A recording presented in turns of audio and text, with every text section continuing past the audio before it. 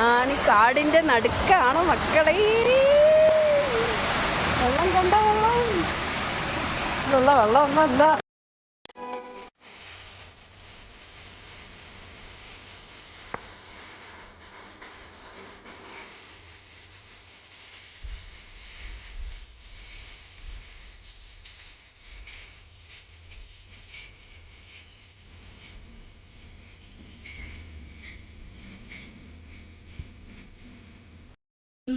നമ്മൾ നിൽക്കുന്നപ്പോൾ വാഗമൻ്റെ ഒരു കാടിൻ്റെ നടുക്കാണ്. ശരിക്കും പുള്ളിക്കാരൻ ഭയങ്കര ധൈര്യശാലിയാണ്. നമ്മളെ കൊണ്ട് ഇവിടെ നിർത്തിയിരിക്കുക. ആന ഏത് സമയത്ത് വേണേൽ ഇവിടെ വരുന്ന പറയുന്നത്. ആനയോ പുലിയോ കടുവയോ എന്ത് നിങ്ങൾക്ക് പണിയില്ലാതായി പോകും, പറഞ്ഞേക്കാം.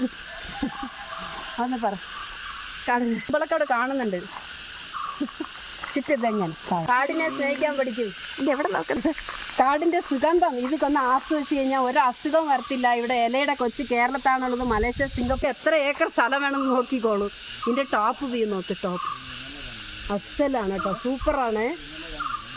ശരിക്കും ഈ മരം ഇതാണ് യൂക്കാലിപ്റ്റസ് അല്ലേ ഇത്? കളിക്കലത്തെ ഇത് എന്ത് മരമാണ്?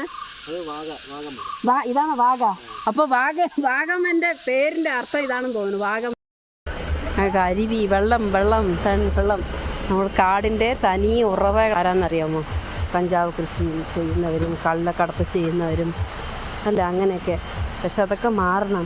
ഇവിടെ ആൾക്കാർ നമുക്ക് വേണ്ടി സഹായിക്കാനും ധൈര്യം പകരുവാനും ഇവിടെ ആൾക്കാരുണ്ട്. അവരെ സഹായിക്കുക. അവർ കഷ്ടപ്പെട്ട ആ ജീപ്പ് ഓടിക്കുന്നത് കാണുമ്പോൾ നമുക്ക് കണ്ണിൽ വെള്ളം വരും. കാരണം അത്രയ്ക്കും കഷ്ടപ്പെട്ടു. ഈ ഒരു റോഡും ഇല്ലാത്ത റോഡാണ് ബോയ്സിന്. വെള്ളച്ചാട്ടമൊക്കെ നാച്ചുറലാണ്.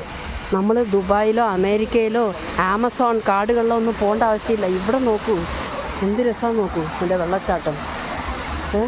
നമ്മളൊക്കെ ആമസോൺ കാടുകളിലൊന്നല്ല, നമ്മുടെ നല്ല ഇടുക്കിയുടെ ഭംഗി കണ്ട് തന്നെ ആസ്വദിക്കണം കേട്ടോ. ഒരു ദിവസം ഒന്നും പോരാ ഇവിടുത്തെ ഭംഗി ആസ്വദിക്കാനേ. എന്ത് രസമാത്ത വെള്ളം, പാറക്കെട്ടിൽ കൂടെ വെള്ളം പായുന്ന കാണുമ്പോൾ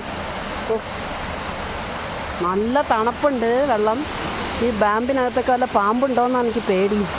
ഫുള്ള് മുളയാണ്, മൊത്തം മുളക്കഷ്ണം.